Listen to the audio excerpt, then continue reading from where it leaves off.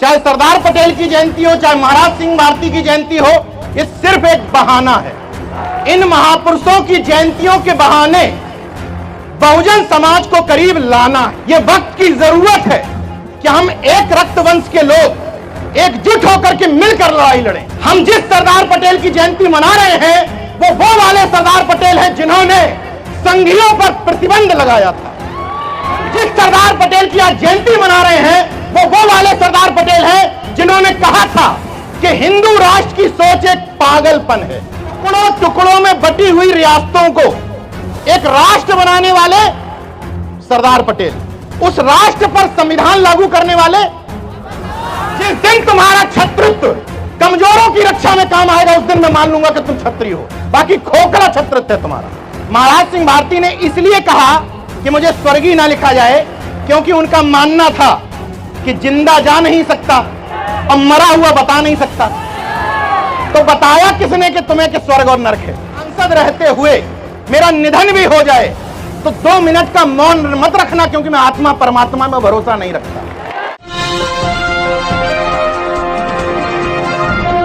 बेहतरीन और जानदार कार्यक्रम में मुझे मुख्य वक्ता के रूप में आपने आमंत्रित किया, उससे भी ज्यादा शुक्रिया फतेहपुर की इस बहुजन एकता को कायम करने वाली जनता का, क्योंकि मैं लगातार इस कार्यक्रम में इन्वॉल्व था, तो मैं इस जनता की तरफ से उन नफरतवादियों को संदेश देना चाहता हूं, लगा के देख लो जो भी हिसाब बनता हो, हमें हटा के तुम गिनती में रह नहीं सकते।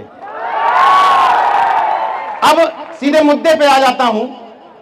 इस कार्यक्रम की जो थीम थी, कोई हिब्बत नहीं है, चाहे सरदार पटेल की जयंती हो, चाहे महाराज सिंह भारती की जयंती हो, ये सिर्फ एक बहाना है।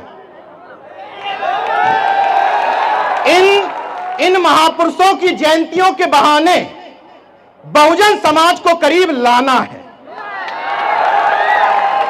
थोड़ी बहुत गलतियां हर तरफ से होती हैं, लेकिन इसका मतलब यह नहीं कि हम एक दूसरे को अपना दुश्मन मान लें। यह वक्त की जरूरत है कि हम एक रक्त वंश के लोग एकजुट होकर के मिलकर लड़ाई लड़ें, क्योंकि जब तक, देखिए, भले ही हमारे मुख्यमंत्री जी ने कहा कि कटोगे बटोगे, लेकिन वो हम सब लोगों के लिए उन्होंने संदेश दिया है, इसलिए ना कटना है, ना उन्होंने बहुजनों के लिए कहा है ये बात, इस बात को गौर करिएगा। अब मैं मुद्दे पर आता हूं। 2 महापुरुषों की जयंतियां, महाराज सिंह भारती जो वैज्ञानिक चिंतक कहे जाते हैं, मेरठ से सांसद रहे, सरदार वल्लभ भाई पटेल, मुझसे पूर्व वक्ता रामेश्वर पवन जी ने एक पुस्तक लिखी है, डॉक्टर अंबेडकर के हितैषी धर्मनिरपेक्ष सरदार पटेल। तो पहले तो मैं यह क्लियर कर देता हूं कि यह वाली सरदार पटेल जयंती जाति महासभाओं वाली सरदार पटेल जयंती से अलग कैसे है, यह बताना पड़ेगा ना। हम जिस सरदार पटेल की जयंती मना रहे हैं, वो भारत माता की जय और वंदे मातरम वाले सरदार पटेल नहीं है। हम जिस सरदार पटेल की जयंती मना रहे हैं वो वाले सरदार पटेल हैं जिन्होंने संघियों पर प्रतिबंध लगाया था। हम जिस सरदार पटेल की आज जयंती मना रहे हैं वो वाले सरदार पटेल हैं जिन्होंने कहा था कि हिंदू राष्ट्र की सोच एक पागलपन है। हम जिस सरदार पटेल की जयंती मना रहे हैं जिन्होंने श्यामा प्रसाद मुखर्जी को पत्र लिख करके कहा था कि तुम्हारा हिंदूवादी संगठन अतिवादी हो चुका है। हम उस सरदार पटेल की जयंती मना रहे हैं। जरा सोच करके देखिए, बाबा साहब को किसका माना जाता है, किसकी रचना की बाबा साहब ने? संविधान की। संविधान कहां लागू होता है? देश में लागू हुआ ना संविधान। संविधान कहां का है? भारत देश का है ना। अब आप एक चीज सोचिए, सरदार पटेल और बाबा साहब एक दूसरे के कितने बड़े पूरक थे। टुकड़ों टुकड़ों में बटी हुई रियासतों को एक राष्ट्र बनाने वाले सरदार पटेल, उस राष्ट्र पर संविधान लागू करने वाले। यानी कि एक ने राष्ट्र निर्मित किया, उस राष्ट्र पर संविधान लागू किया हमारे। तो जब वो लोग इतने करीबी थे तो उनके वंशज काहे को लड़े मरे फिर रहे हैं? जो इन महापुरुषों का अपने आप में ठेका लिए घूम रहे हैं, वो कम से कम सरदार पटेल से इतना ही सीख लें कि वो अगर देश की 526 से ज्यादा रियासतों को एक कर सकते हैं तो हम अपने मोहल्ले के बहुजनों को एक क्यों नहीं कर सकते? और जिन समाजों को यह गलतफहमी है, नाम के वादे में छत्री लगा करके, कुर्मी छत्री, यादव छत्री, मौर्य छत्री और निषाद भी हैं जल पछाड़ छत्री, और एकाध तो बैकवर्ड और एससी में ब्राह्मण भी हैं। तो उस छत्रित्व का मतलब पता क्या है? जितने हमारे पिछड़े वर्ग के तथाकथित छत्री यहां बैठे हैं, उनको बताना चाहता हूं कि वो छत्रित्व का मतलब खेतों में काम करने वाले कमजोर को सताना नहीं है। उस छत्रित्व का मतलब है कि तुम अपने कमजोर वर्ग के भाइयों के साथ सीना तान के खड़े हो जाओ कि मेरे रहते हुए तुम्हारी हिम्मत कैसे हो गई मेरे भाई को परेशान करने। जिस दिन तुम्हारा छत्रित्व कमजोरों की रक्षा में काम आएगा, उस दिन मैं मान लूंगा कि तुम छत्री हो। बाकी खोखला छत्रित्व है तुम्हारा। वो फर्जी छतरी लगाने का कोई मतलब नहीं है जब तक कमजोरों की रक्षा के लिए तुम्हारा।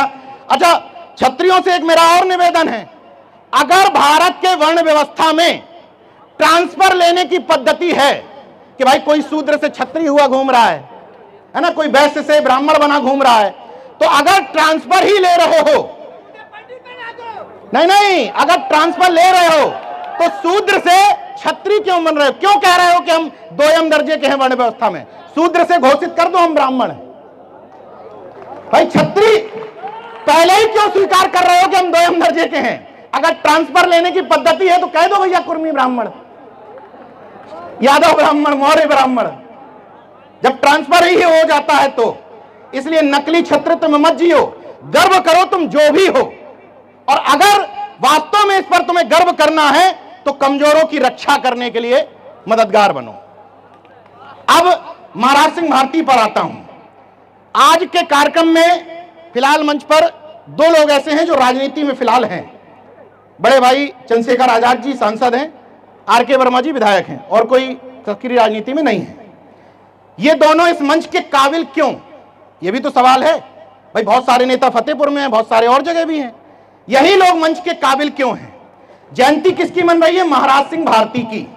महाराज सिंह भारती ने सांसद रहते हुए, जिस पद पर आज चंद्रशेखर आजाद जी हैं, सांसद रहते हुए सदन के अंदर खड़े होकर के कहा था, जिस समय सांसद थे, कि मेरे मरने के बाद, मेरे नाम के बाद स्वर्गीय मत लगाना, क्योंकि मैं स्वर्ग नरक में भरोसा नहीं रखता।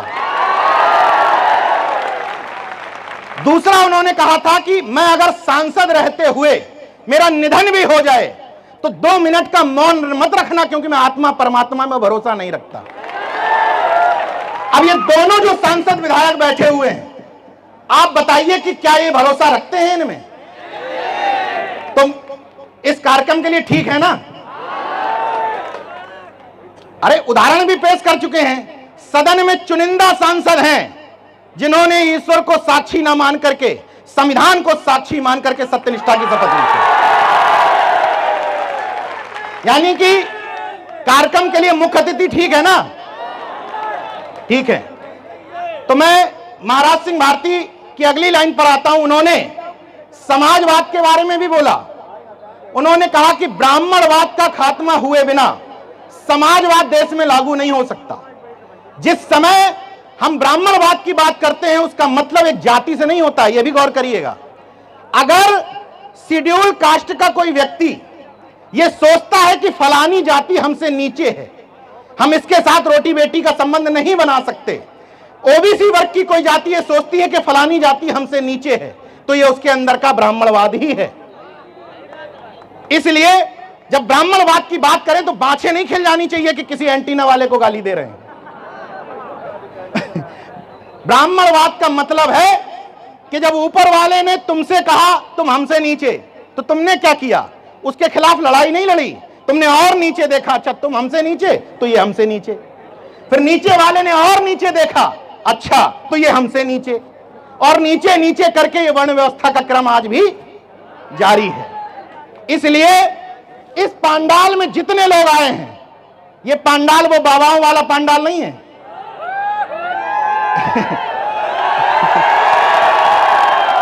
वो शिवलिंग में बेलपत्री चिपकाने वाला पांडाल नहीं है। ये अंबेडकर वादियों का पांडाल है।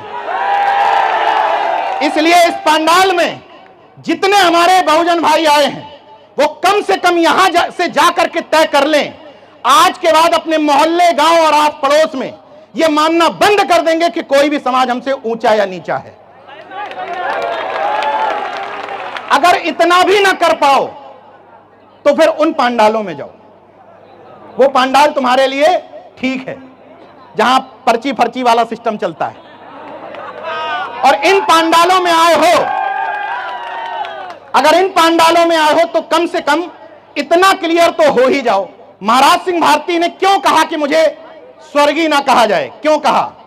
महाराज सिंह भारती ने इसलिए कहा कि मुझे स्वर्गीय ना लिखा जाए क्योंकि उनका मानना था कि जिंदा जा नहीं सकता। स्वर्ग जिंदा जा सकता है क्या? और मरा हुआ बता नहीं सकता। तो बताया किसने कि तुम्हें कि स्वर्ग और नरक है?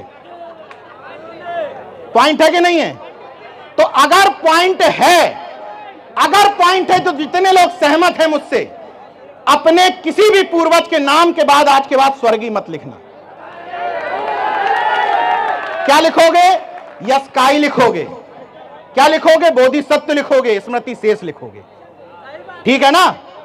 और जो लोग मेरी इन बातों को सुनकर के तर्क देते हैं कि नीरज भाई ये बताओ कि हवा भी तो किसी ने नहीं देखी लेकिन हवा है, बिजली भी तो किसी ने नहीं देखी लेकिन बिजली है, तो कैसे मान लें कि तुम कह रहे हो कि किसी ने नहीं देखा तो स्वर्ग में नरक नहीं है, आत्मा परमात्मा और ईश्वर नहीं है? अभी बता देता हूं। ये कूलर अगर बंद कर दिया जाए, अगर कूलर बंद कर दें तो क्या हवा महसूस होगी? और अगर कूलर चालू कर दें तो हवा? वैसे ही अगर तार में करंट बह रहा है, उसको छू लोगे तो होगा ना महसूस? तो मुझे महसूस करा दो भाई, कोई किसी भी तरीके से, मैं मान लूंगा कि है। इसका मतलब हमें तर्कवादी बनना है, विज्ञानवादी बनना है। और देखिए, अगर कुछ उदाहरण आपको दिए जाएं तो हर समाज में उदाहरण मिल जाएंगे थोड़े बहुत लड़ाई झगड़े के, लेकिन सोच करके देखो यहां जितने लोग बैठे हैं, क्या घर घर में झगड़ा नहीं है? जब भाइयों भाइयों में झगड़ा है तो थोड़ा बहुत तुम्हारा भाई कोई नालायक भी हो सकता है, तो क्या उसको छोड़ दिया जाए या पटरी पे लाया जाए? क्योंकि हमें उनके खिलाफ लड़ना है जो आज भी हमारे जैसे व्यक्ति के बारे में सब कुछ क्लियर होने के बाद ट्राई करना बंद नहीं करता है। जब वो हमारे हर व्यक्ति को ट्राई करता है तो हम अपने आस पड़ोस मोहल्ले में रहने वाले किसी पिछड़े वर्ग के भाई को ट्राई क्यों नहीं मार सकते? जब आप लोगों ने बचपन से सुना है कि रस्सी आवत जाते, जब एक बार कार्यक्रम में बुलाओगे, 2 बार बुलाओगे, 3 बार बुलाओगे, चौथी बार झक मार के आ जाएगा। इसलिए जो लोग पहले समझदार हो गए, उनकी जिम्मेदारी है कि कम से कम अन्य भाइयों को इस मूवमेंट में लेकर के आए, क्योंकि मूवमेंट तभी मजबूत होगा जब इसमें धनबल भी होगा, बाहुबल भी होगा, युवाओं की ताकत भी होगी, कार्यकर्ताओं की मेहनत भी होगी। क्लियर है ना? कि अगर ये कार्यक्रम बहुजन यूनिटी के लिए बना है तो आज इस कार्यक्रम के बाद बहुत पॉजिटिविटी भी आएगी पूरे फतेहपुर में, और कुछ लोग, कुछ मुट्ठी भर लोग निगेटिविटी भी फैलाएंगे। अरे उन्हीं मंच पे कब्जा कर लिया था, वही लोग दिख रहे थे, हमें तो पूछने वाला कोई नहीं था।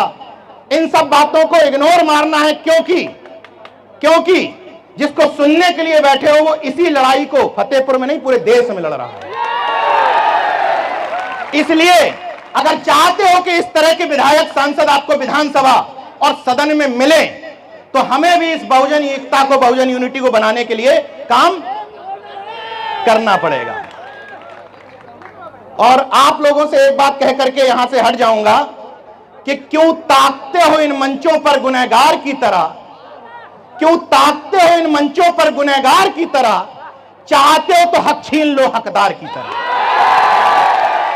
इस कार्यक्रम को सफल बनाने में जो भाई हमारे लगातार संपर्क में थे, अर्पित पटेल, मेहनत की इन्होंने, हमारे शिव कुमार भाई, सतनाम गौतम हमारे, ये हमारे कैलाश पासवान जी, तमाम भाई हैं। ये नाम छूट जाए तो ये मत सोचिएगा कि इन्हीं ने मेहनत की है, ये तो चेहरे हैं। वो लोग जो बैकड्रॉप में हैं उन्होंने ज्यादा मेहनत की होगी, हो सकता है। इसलिए नाम आम के चक्कर में मत पड़िए, केवल ये देखिए कि हमारा मिशन क्या है, उस मिशन पे ये काम हो रहा है या नहीं, तभी सही अर्थों में इस बहुजन एकता को हम लोग कायम कर पाएंगे। नमो बुद्धाय, जय भीम, जय अर्जत, इनकलाब जिंदाबाद, उल गुलाम जिंदाबाद। धन्यवाद।